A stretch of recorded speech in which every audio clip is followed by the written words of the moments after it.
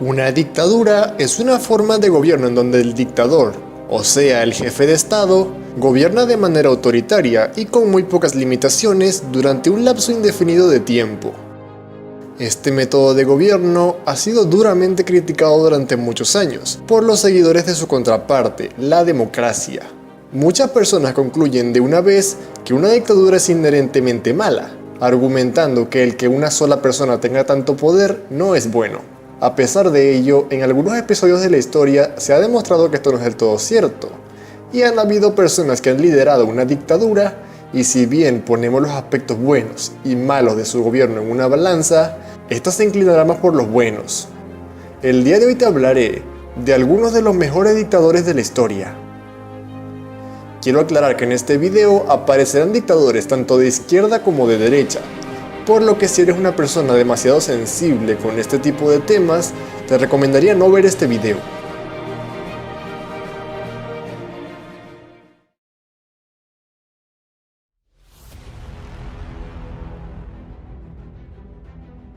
El mariscal de campo Mustafa Kemal Atatürk fue el primer ministro y presidente turco que gobernó de manera autoritaria su país desde 1920 hasta su muerte en 1938.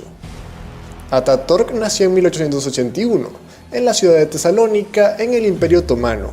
A temprana edad entró en un colegio militar, donde tuvo un buen desempeño. En ese tiempo el Imperio Otomano pasaba por una difícil época de decadencia, y esto despertó, no solo en Atatürk, sino en muchos otros jóvenes del imperio, un sentimiento nacionalista. Además, este fue muy influenciado por los valores de libertad, igualdad y fraternidad de la Revolución Francesa, por lo que, junto con algunos compañeros, empezó a reunirse en secreto para planificar el futuro del país. En 1923 terminó la Guerra de la Independencia turca, por lo que los aliados de la Primera Guerra Mundial cambiaron el Tratado de Sèvres por el de Lausana, y reconocieron la independencia de Turquía y a Mustafa Atatürk como su presidente. Atatürk introdujo una serie de reformas que trajeron una brutal occidentalización del país. Atatürk escribió una nueva constitución muy moderna donde reconocía los derechos de todas las personas, eliminó la ley Sharia y trajo un estado laico al país, otorgó derechos a las mujeres, implementó el uso de apellidos, fomentó el uso de ropas y vestimentas occidentales, reformó el idioma turco, introdujo el alfabeto latino y trajo el calendario gregoriano. En el ámbito económico, Atatürk permitió la inversión extranjera en el país. Sin embargo, también apoyó la participación del Estado en esta, introduciendo algo así como una economía mixta. Atatürk murió en 1938 en Estambul. A su muerte, Turquía era un Estado moderno, desarrollado y democrático. Hoy en día es reconocido como el padre de la patria de su país.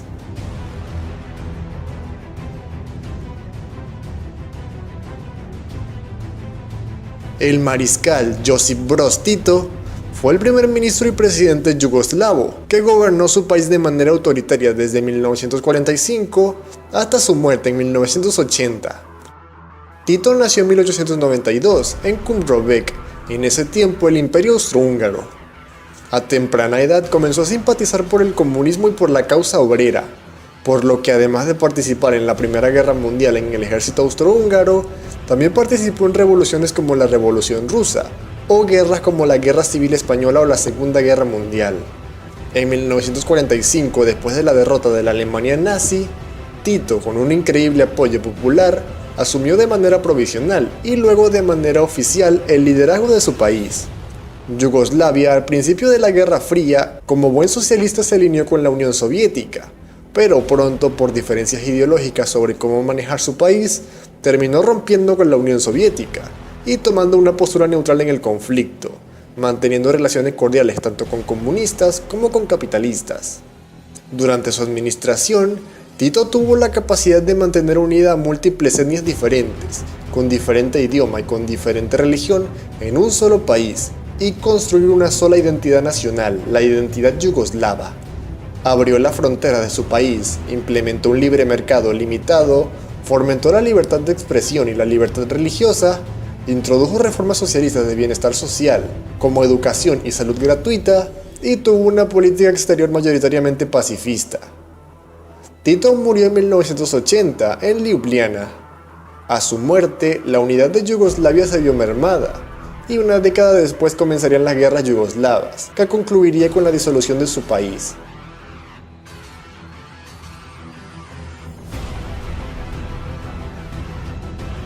El general Marcos Pérez Jiménez fue el presidente venezolano que gobernó su país de manera autoritaria entre 1952 y 1958. Pérez Jiménez nació en 1914 en Michelena, entonces los Estados Unidos de Venezuela. A temprana edad empezó su carrera militar, donde tuvo un buen desempeño. Estuvo en Perú, en donde realizó una especialización, y cuando regresó a Venezuela en 1945, participó en un golpe de estado en su país en ese año. 3 años después, Pérez Jiménez protagonizaría otro golpe de estado, instalando una junta militar en su país. Sin embargo, 2 años después, su colaborador y presidente venezolano, Carlos Delgado Chalbot, es asesinado.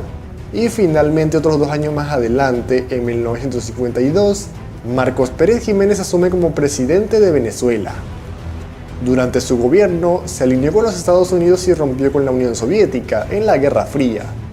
Empezó un proceso de modernización de las Fuerzas Armadas, la construcción de una gran cantidad de obras públicas de gran envergadura, la producción petrolera vio un importante apogeo, implementó un capitalismo de Estado en Venezuela y fomentó el libre mercado de la inversión extranjera en el país, introduciendo bajos impuestos y escasas regulaciones. Marcos Pérez Jiménez fue derrocado en 1958 y posteriormente se exilió en España. En la década de los 60 y los 70, este hombre intentó volver al país para postularse al Senado y a la presidencia, respaldado por un gran apoyo popular. Sin embargo, la democracia venezolana frustró sus intentos por entrar en la política. Marcos Pérez Jiménez murió en Alcobendas, España, en el 2001. Actualmente es un personaje algo polémico. Su legado es reivindicado por los sectores más conservadores y derechistas de la población venezolana.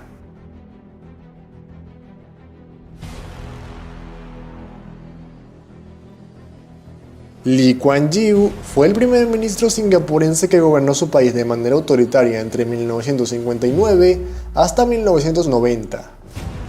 Yew nació en 1923 en Singapur, cuando esta era una colonia británica. Nació en el seno de una familia de inmigrantes chinos muy ricos, por lo que recibió una educación muy privilegiada en Inglaterra. En la década de los 50, Yew comenzó un activismo en el Imperio Británico para conseguir la independencia de su país Singapur, que se encontraba muy devastado por los efectos de la Segunda Guerra Mundial. A este punto, Singapur era solo un pequeño puerto para abastecer los barcos británicos en el sudeste asiático, muy pobre y con mucha malaria. Después de un fallido intento de unificación con Malasia en 1965, Lee Kuan Yew comenzó sus reformas para convertir a Singapur en una nación fuerte y próspera. Comenzó una fuerte limpieza social donde eliminó físicamente a cientos de delincuentes, convirtiendo a su país en uno de los más seguros del mundo. Comenzó una campaña anticorrupción en Singapur e implementó duras penas para este crimen. Prohibió el chicle, los volantes y cualquier otra cosa que pudiera contaminar la península. Empezó la construcción de nuevas infraestructuras y el mantenimiento de las existentes, con el fin de aprovechar la ubicación geográfica y convertir a Singapur en un importante puerto comercial. Para esto también implementó un fuerte libre mercado, con muy bajos impuestos y muy pocas regulaciones. Lee Kuan Yew murió finalmente en 2015 en Singapur. Hoy en día este personaje es reconocido como el padre de la patria de su país, el arquitecto de una nación rica y próspera, aunque muchos lo critican por sus fuertes medidas autoritarias.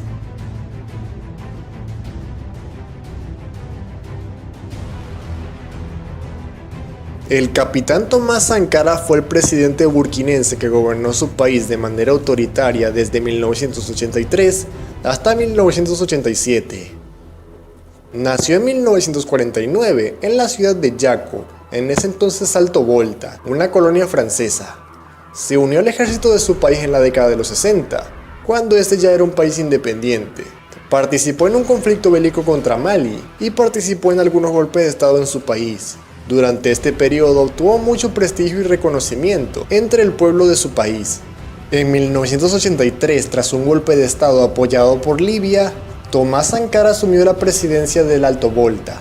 Sankara tenía planeado hacer una revolución socialista en su país, para así acabar con la aristocracia tribal, luchar contra la desigualdad económica y acabar con el dominio económico de Francia. Durante su gobierno cambió el nombre de su país de Alto Volta a Burkina Faso. Reconoció y otorgó derechos a las mujeres, acabando con los matrimonios forzados, la poligamia y la mutilación genital femenina. A través de convenios con Cuba, trajo médicos cubanos y organizó vacunaciones y atención médica gratuita por todo el país. Empezó un programa de irrigación de tierras con el fin de conseguir la autosuficiencia alimentaria y ser menos dependientes de la ayuda humanitaria. También tuvo rasgos muy solidarios y austeros, como que por ejemplo, cambió los autos del gobierno por los más baratos del país, bajó el salario de todos los funcionarios del Estado, incluso el suyo, se negó a tener un aire acondicionado y limitó sus posesiones materiales a un automóvil, 4 bicicletas, 3 guitarras, un frigorífico barato y un congelador roto. Tomás Sankara murió asesinado en 1987 durante un sangriento golpe de estado. Hoy en día el capitán Sankara es conocido como el Che africano y es reconocido con nostalgia por mucha de la clase baja de su país. Finalmente, estos fueron algunos de los dictadores que utilizaron su poder en pro a su nación y la mejoraron mucho. Probablemente no sean todos y queden algunos más. Si tú crees que faltó alguno en específico, déjalo en los comentarios de este video. Hey, si el video te gustó, por favor, dale like y suscríbete. Comparte este video con tus amigos y hasta la próxima.